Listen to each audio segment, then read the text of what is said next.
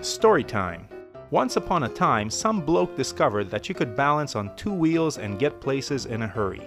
Then the internal combustion engine was born, and it was a marriage made in heaven. Everyone got a motorcycle and used it for all their transportation needs forever and ever, and we all lived in a blissful two-wheeled paradise until this day. Oh wait, some guy named Henry Ford came up with a cheap cage on four wheels and ruined it all. And everyone got cars and started playing piñata with the few motorcycles left on the road. But motorcycles were still respectable, they were still for everyone, right?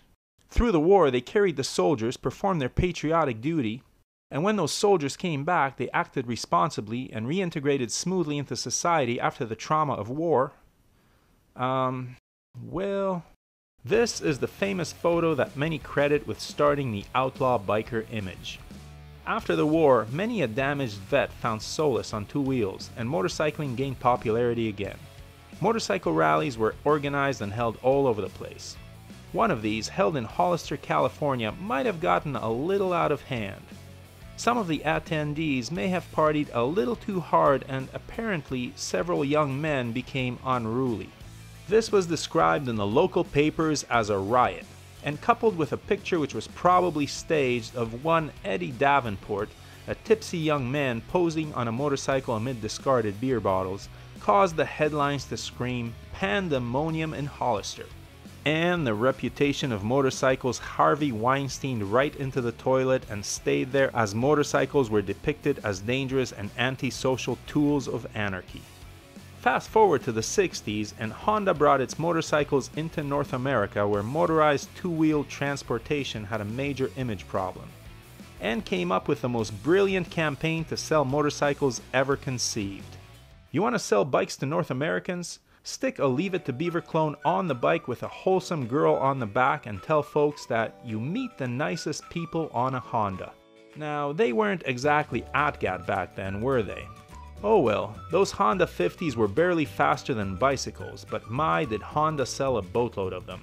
In fact, they sold so many boatloads of their 50cc Super Cubs that it became the highest selling motorcycle of all time and made Honda by far and away the largest manufacturer of our beloved two-wheeled death machines in the world, a situation which holds to this day. So why the long preamble? Because Honda is looking to storm back into the one segment of the market where badassery is a virtue. Yes, they are coming back into the big cruiser game and bringing their nice guy image with them. Can they do it? Stay tuned.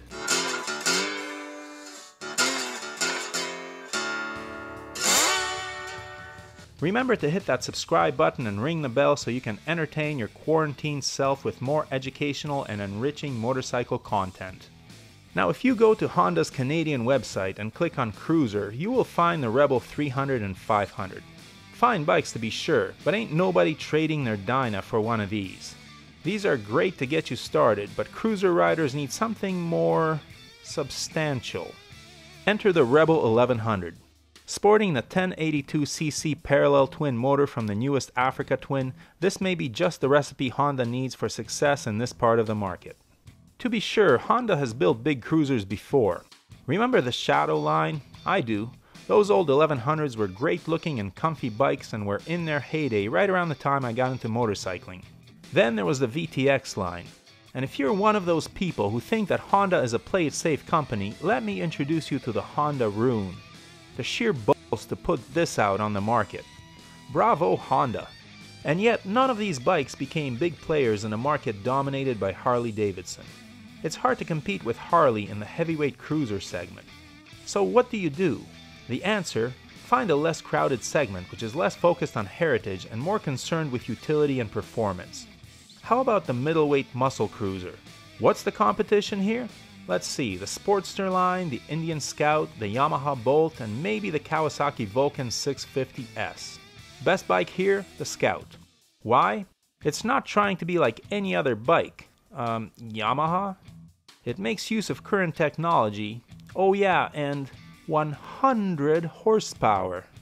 What other engine has 100 horsepower? The mill from the Africa Twin that Honda will build a new Rebel around. So what's up with this new bike? I'll tell you what we know. The new Rebel 1100 is on the way and it's rocking the new 1082cc parallel twin. Now in the Africa Twin, this engine has 100 horses and 78 foot-pounds of torque.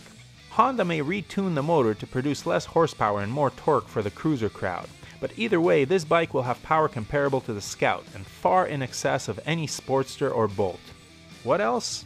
Honda has developed a mess of electronics for the Africa Twin that could be transferred to the new Rebel, including traction control, ABS, ride-by-wire, that means cruise control, all the lean-sensitive gizmos, and DCT automatic transmission. Cool. Hey Honda, how about leaving all that stuff off this bike and getting this machine to the market at a super competitive price? What's competitive in Canada? Let's see. The bigger 1133cc Scout runs anywhere between $16,000 and $17,500 Canadian. Honda needs to be significantly under that price, at least for a base model. Sure, offer a pimped out version for 16 plus Gs, but give us an engine and wheels version for sub 14. And leave the DCT on the Africa Twin. An auto trans might make sense on an ADV bike where it prevents it from stalling on steep off-road trails, but on a muscle cruiser it just adds cost and weight and takes away from the visceral experience of riding a motorcycle. Might as well offer training wheels as an accessory. There I go being opinionated. I talk a big game, but I forget to turn off my blinkers after every turn, so please Honda, make them self-canceling so dummies like me with big mouths won't look like total noobs out on the road. So, will Honda capture a large portion of the bigger cruiser market? I doubt whether they'll cut into Softail sales, but look out Sportsters and Bolts. With this motor, Honda will leave those bikes for dead. As for the Scout, it's no lie I like this bike. I rode a bobber last year and was quite impressed. There are 3 areas, however, where a well-made Rebel could outdo the Scout. One is weight. The Scout rolls around at about 550 pounds wet. Not terribly heavy, but given that a standard Africa Twin tips the scales in the 500-pound neighborhood, Honda should be able to beat that. For comparison, the Honda Rebel 500 is some 18 pounds lighter than the CB500X adventure bike, which has the same motor and trans. Honda's second advantage is the rear suspension. If the Scout is trying to emulate the hardtail bikes from a bygone era, it's doing almost too good a job. Oh my god! Alright, when they made this bike low, they didn't make it for bumps, I tell ya. Stick a good shock on the Rebel 1100 and riders will flock to it. And finally, dealer network. A newer brand like Indian just doesn't have the same number of dealerships as the world's largest motorcycle manufacturer. Having a dealer close by for service and parts is important to a lot of riders. So there it is. Honda has a winner on their hands. The smaller Rebels are a success because they are unique and original. Gone are the days of copying Harley. No longer does every cruiser have to be a V-twin and look like it was built in 1947. Good on you, Honda. This bike will give all those riders coming off the smaller Rebels a Honda option. And will they ever like the extra power? More than twice that of the Rebel 500 while weighing not much more. And it's a Honda, which means reliability, a massive dealer network, and a good resale value. So, will Honda nicify the big bad cruiser market? Are you interested in this bike? I must say, if I was in the market for a cruiser, this would be near the top of my list. I started out on a cruiser, who knows, maybe someday I'll end up on one again. Just need a Letterman sweater and a pair of loafers for this one.